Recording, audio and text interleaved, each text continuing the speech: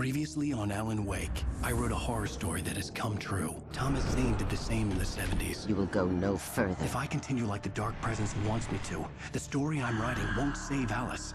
It's a horror story.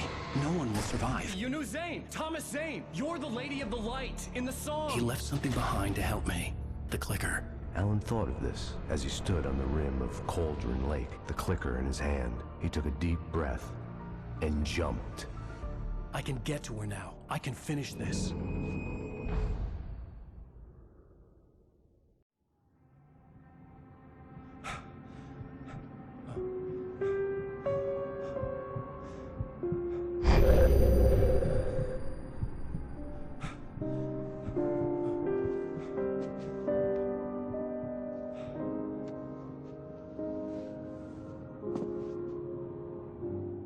I had a hangover. My head was about to explode and the light hurt my eyes. I needed my sunglasses and painkillers to dull the pain. In one of my finer moments of self-deception, I swore to quit drinking.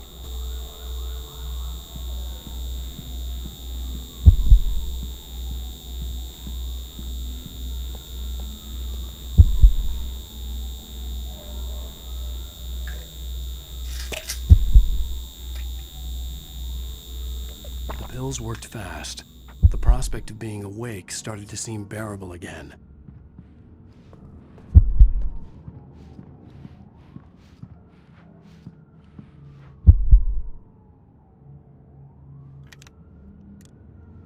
The sunglasses made the world look bearable.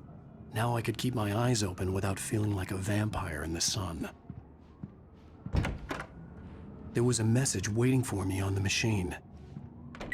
You have one new message. Al! Are you still asleep? Wakey, wakey! You should have your show on your TiVo. If Alice wasn't too mad to record it. She called me earlier and really chewed me out. Yeah, we went a little overboard last night.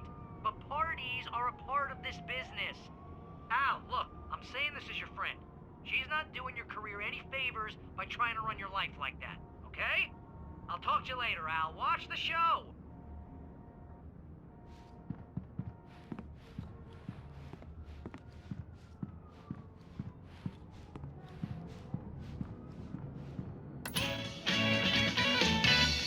Ladies and gentlemen, welcome back to the Harry Gallic Show.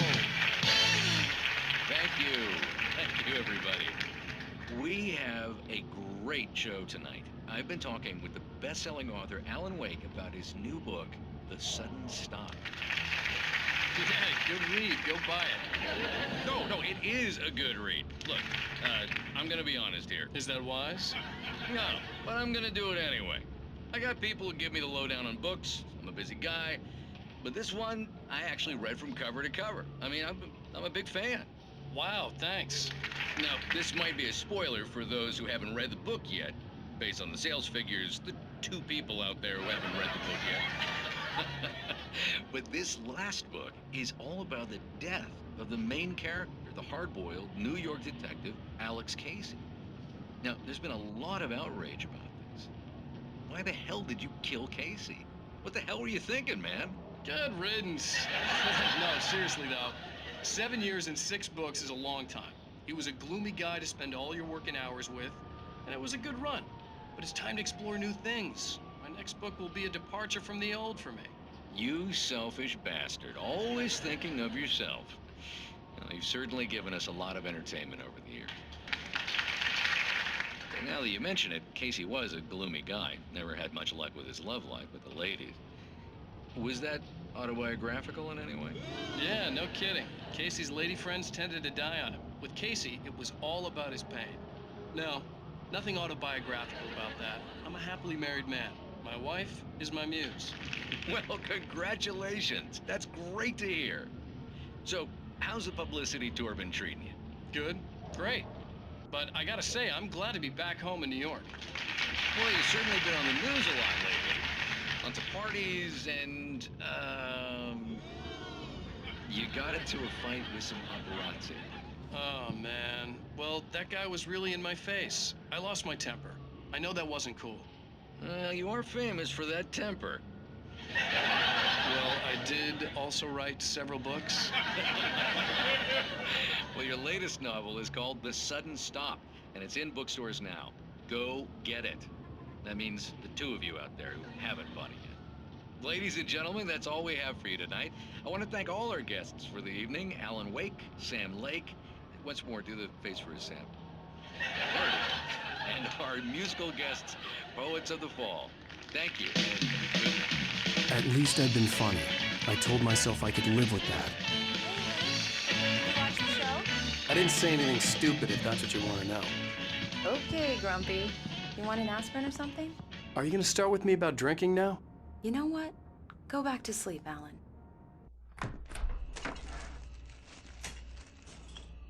What? Now you can't even talk to me? Well, this morning I was angry because you said you'd be home at midnight and you showed up at 7 a.m. and passed out in mid-sentence. Now I'm over it. Are you angry? This goddamn tour. It's gotten out of hand.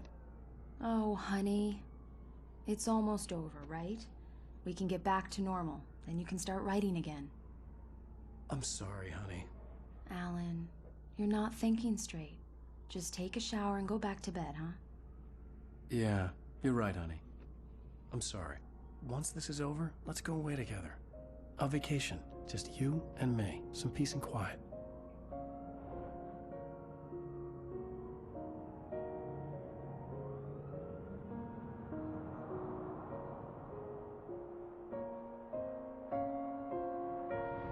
Somehow, the clicker was the key to the cabin. I had to return to Cauldron Lake to save Alice.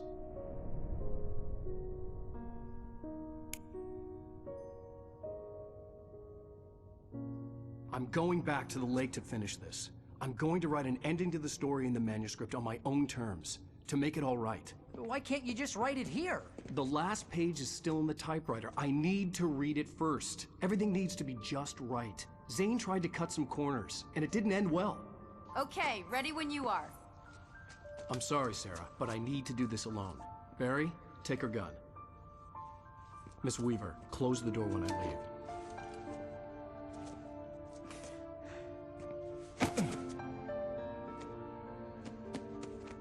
Good luck, Al.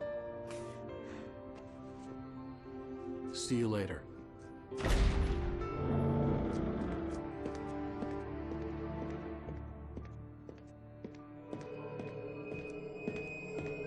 When I got out, it was warm and sunny.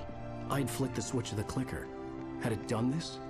I didn't stop to question it. I had to take advantage of the sunlight to get to the lake. On Zane's page, I'd stood on the rim of Cauldron Lake, about to use the clicker.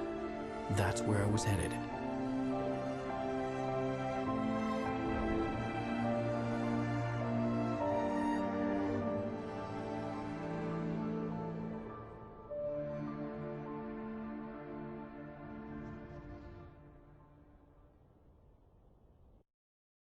Alone, in daylight, surrounded by the beauty of the Pacific Northwest landscape.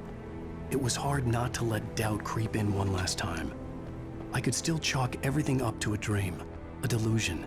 I had enough imagination to make up something like this, having been in the cabin all this time, trapped in a story inside my head, gone mad from grief over Alice's death like Hartman had claimed. There would be no way of knowing. I told myself it didn't really matter. My course was set.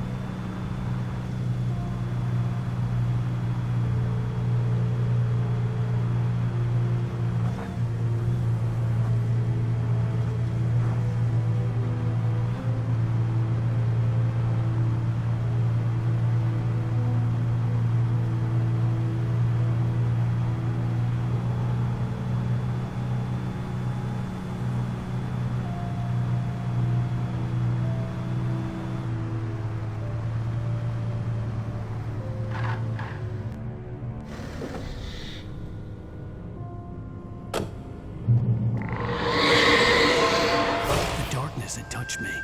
There was a link between us, always would be. I could feel its presence again, getting closer.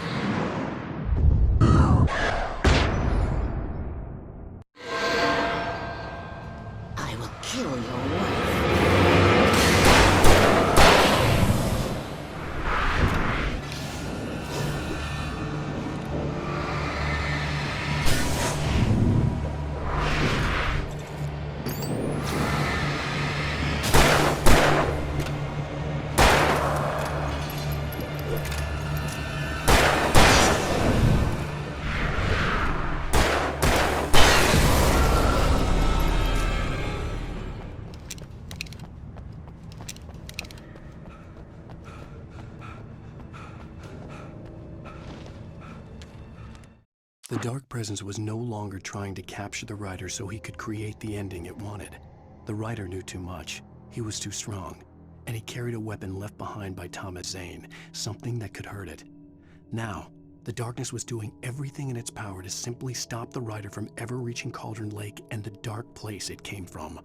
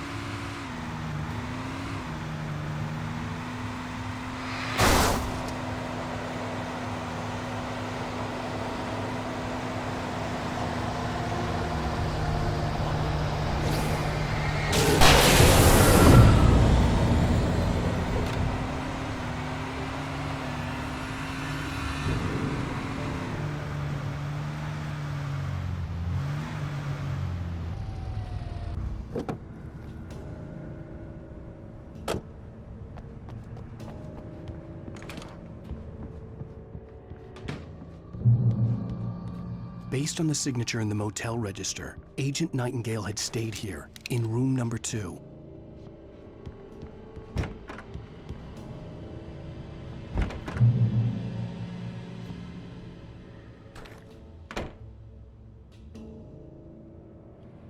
This had obviously been the room where Agent Nightingale had stayed when he hadn't been busy harassing me.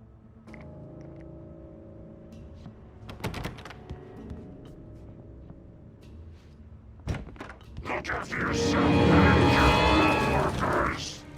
Could have fooled me, pal.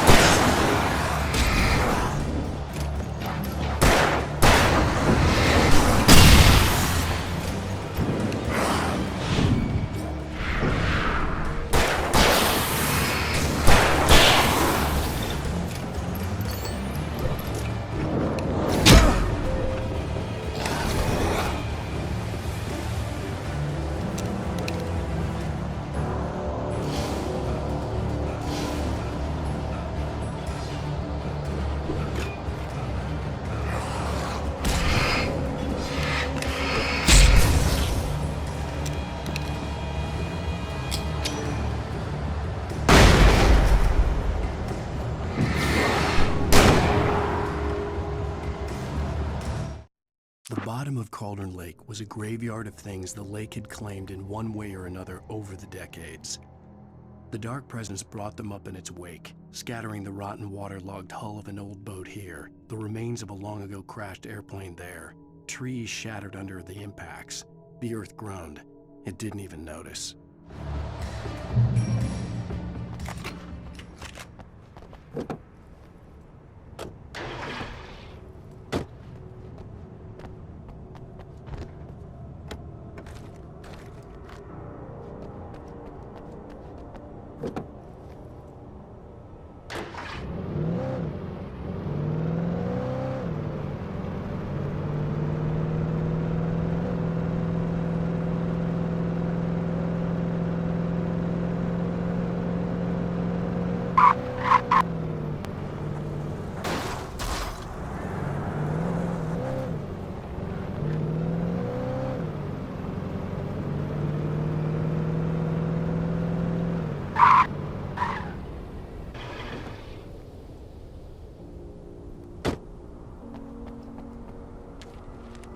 In the end, Barry wasn't going to shoot Sarah. They both knew that. Once she had no chance of catching up to Wake, Barry gave up the gun and sat down on the floor, shielding his face from the merciless glare of the well-lit room. "I don't think I'm ever going to see him again," he said in a weak voice. Sarah didn't have it in her to be mad at him. Besides, he was probably right.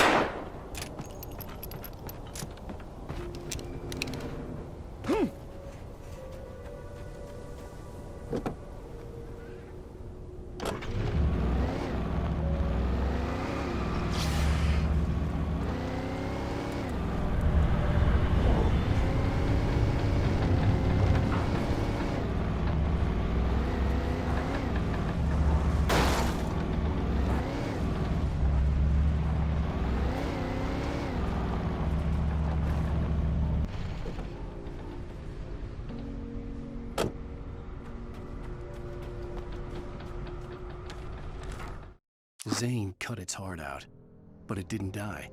The thing that wore Barbara's face kept crooning sweet nothings sugar-laced with poison. He put on the suit, untied the monster from the chair. The thing in his arms thrashed weakly, but he held fast. He stepped outside, off the pier, and into the dark water, a sinking pinprick of light descending toward a bottom that never came.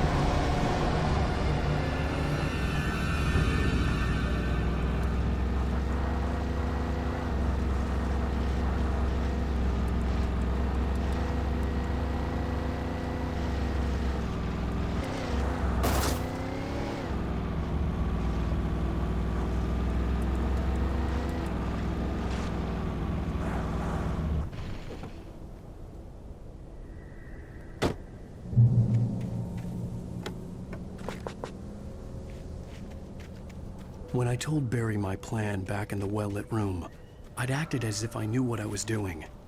I didn't. I was operating on the shifting logic of a dream. I had to fight my way to the lake through the horrors of the night. I had to flick an old battered light switch imbued with childhood magic. I had to write a happy ending to a horror story. I had to save my wife from the dark prison she was being held in.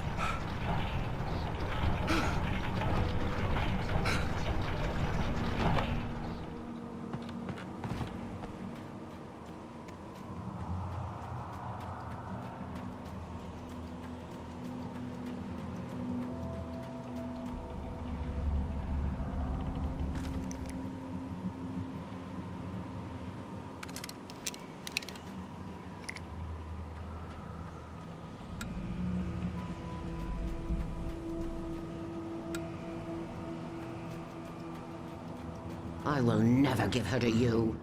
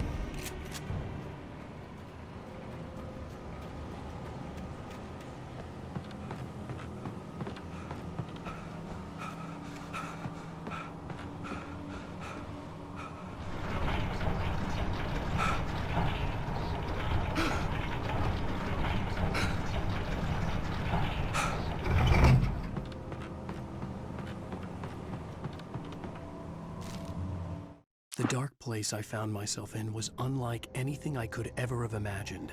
It wasn't solid. It flowed. It was conceptual and subjective. For someone else, an artist in another field, it would have been very different. I could sense the story of the manuscript all around me, the words and ideas floating in the air, poised to become real.